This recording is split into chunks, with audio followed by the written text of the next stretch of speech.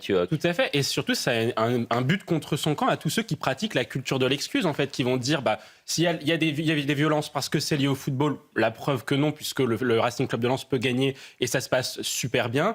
C'est aussi, certains, on entend beaucoup de gens à gauche dire, c'est la faute de la masculinité toxique. Là, vous voyez, il y a beaucoup d'hommes qui fêtent la victoire de Lens, ça se passe bien également. Et puis surtout, on entend beaucoup de gens qui nous disent, mais vous savez, il y a des violences en région francilienne parce que parce que les gens sont pauvres, parce que c'est la faute des conditions sociales, il n'y a pas assez de services publics, etc.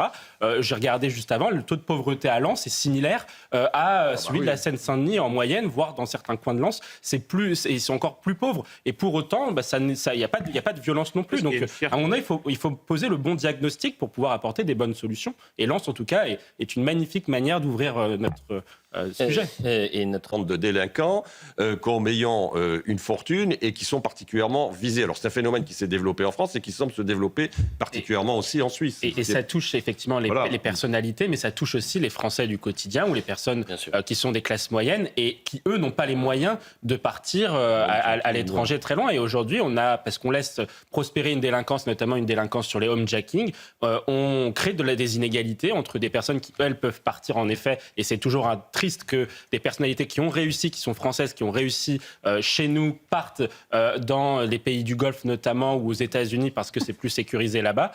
Mais il faut penser à toutes celles et ceux qui ne peuvent pas le faire. Dans l'actu